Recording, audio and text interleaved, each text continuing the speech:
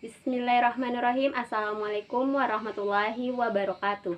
Perkenalkan, nama saya Hardiana, mahasiswi Institut Agama Islam Negeri IAIN Bone, Fakultas Tarbiyah, Prodi Manajemen Pendidikan Islam, kelompok 1 semester 5. Baiklah, pada kesempatan ini saya akan menjelaskan kedudukan humas dalam administrasi sekolah. Nah, pertama saya akan menjelaskan apa yang dimaksud dengan humas.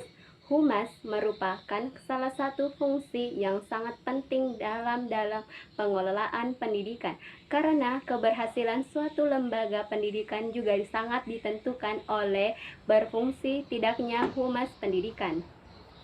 Humas dapat diartikan sebagai serangkaian kegiatan organisasi untuk menciptakan hubungan yang harmonis antara sekolah dengan masyarakat dalam pihak-pihak tertentu maupun di luar organisasi. Kenyataan posisi humas dalam struktur organisasi di sekolah Indonesia maupun sekolah negeri maupun swasta sangat beragam. Hal ini dikarenakan faktor ekstensi sekolah disesuaikan dengan situasi dan kondisi yang ada di masing-masing sekolah, seperti jumlah siswa, manajemen sekolah, dan peraturan yang berlaku dan sebagainya. Dan selanjutnya saya akan menjelaskan humas di sekolah. Hubungan lembaga pendidikan dengan masyarakat pada hakikatnya merupakan suatu sarana yang sangat berperan dalam membina dan mengembangkan pertumbuhan peserta didik di sekolah. Dalam hal ini, sekolah merupakan bagian yang integral dari sistem sosial yang lebih besar, yaitu masyarakat. Sekolah dan masyarakat memiliki hubungan yang sangat penting, harus dibina dalam suatu hubungan yang harmonis. Menurut Purwanto Nawin, tujuan diselenggarakan hubungan sekolah dengan masyarakat antara lain: yang pertama, mengenalkan pentingnya sekolah bagi masyarakat; yang kedua, mendapatkan dukungan dan bantuan moral maupun finansial bagi pengembangan sekolah; yang ketiga, memberikan informasi kepada masyarakat tentang isi dan pelaksanaan program sekolah; yang keempat, memperkaya dan memperluas program sekolah sesuai dengan pengembangan dan kebutuhan masyarakat; yang kelima, pengembangan kerjasama yang lebih erat antara keluarga dengan sekolah dalam mendidik anak-anak. Selanjutnya, apa saja fungsi manajemen humas dalam kegiatan lembaga pendidikan? Antara lain, yang pertama, mampu sebagai mediator dalam menyampaikan komunikasi secara langsung atau komunikasi tatap muka, dan atau tidak langsung atau melalui media force atau kepada media pemimpin lembaga, dosen, guru, karyawan, mahasiswa atau siswi.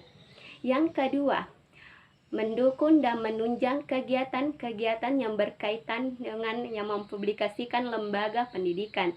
Dalam hal ini, humas bertindak sebagai pengelola informasi publik internal dan publik eksternal, seperti menyampaikan informasi kepada force dan promosi. Yang ketiga, menciptakan suatu citra yang positif terhadap lembaga pendidikannya. Baiklah, selanjutnya peran humas di lembaga pendidikan kedepannya antara lain: 1.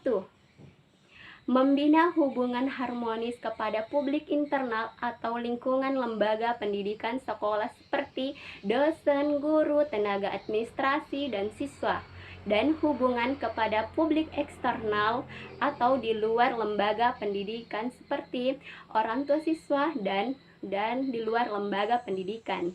Yang kedua, membina komunikasi kedua arah publik inter, dosen, guru, karyawan, mahasiswa atau siswa, dan publik eksternal atau lembaga luar instansi masyarakat dan media massa. Yang ketiga, mengidentifikasi dan menganalisis suatu opini atau berbagai persoalan baik yang ada di lembaga pendidikan maupun yang ada di masyarakat.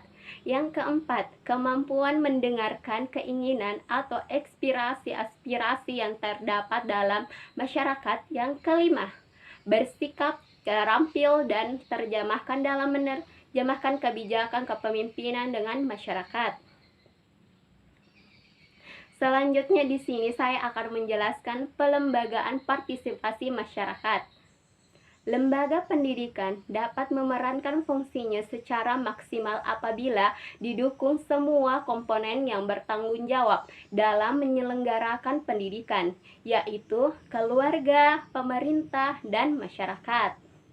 Pengelolaan pendidikan berbasis daerah, masyarakat, dan sekolah atau local community school based management. Untuk itu, di tiap daerah dibentuk organisasi pengelolaan pendidikan, yaitu Dewan Pendidikan, Dewan Sekolah, atau Komite Sekolah.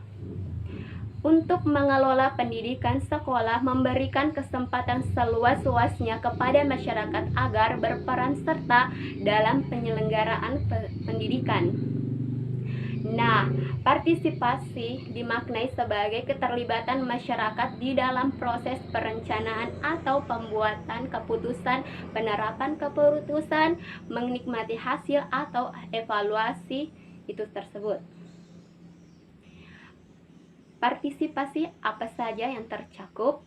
Yang pertama, voice atau suara, yang artinya setiap warga mempunyai hak ruang untuk menyampaikan suaranya dalam proses pemerintahan dan pembangunan. Yang kedua, akses, yakni setiap warga mempunyai kesempatan mengakses atau mempengaruhi pembuatan kebijakan, termaksud akses dalam pelayanan publik. Yang ketiga, kontrol, yakni setiap warga elemen masyarakat mempunyai kesempatan atau hak melakukan kesempatan terhadap terkontrol terhadap jalannya pemerintahan maupun kebijakan keuangan pemerintah.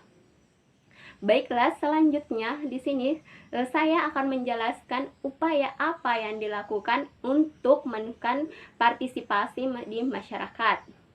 Yang pertama yaitu mengeksplorasi nilai-nilai yang berkaitan dengan semangat partisipasi atau kebersamaan dan solidaritas, tanggung jawab, kesadaran kritis, serta sensitif maupun perubahan peka terhadap lokalitas dan keberpihakan dan pada kelompok original. Yang kedua yaitu menghidupkan kembali institusi volunteer sebagai media kewargaan yang pernah hidup dan berfungsi untuk kemudian dikonteks atau dikolisasi dengan perkembangan yang terjadi di masyarakat. Yang ketiga yaitu memperluas ruang komunikasi publik atau semacam public store atau yang dapat memanfaatkan warga untuk melakukan kontak-kontak sosial dan kerjasama. Selanjutnya yaitu manfaat partisipasi dari masyarakat, antara lain yang pertama, 1.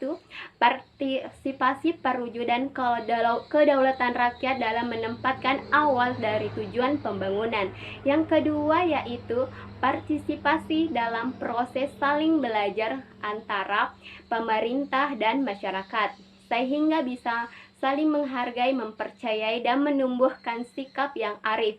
Yang ketiga yaitu partisipasi menciptakan suatu lingkaran umpan balik informasi tentang aspirasi, kebutuhan, dan kebutuhan masyarakat. Yang keempat yaitu partisipasi merupakan cara yang paling efektif untuk mengembangkan kemampuan masyarakat dalam pengelolaan program pendidikan guna untuk memenuhi kebutuhan. Baiklah, itulah yang tadi sempat saya sampaikan, kedudukan humas dalam administrasi sekolah. Lebih dan kurangnya mohon dimaafkan. Subhanakallahumma wa bihamdika asyhadu an la ilaha illa anta astaghfiruka wa atubu ilaik. Wassalamualaikum warahmatullahi wabarakatuh.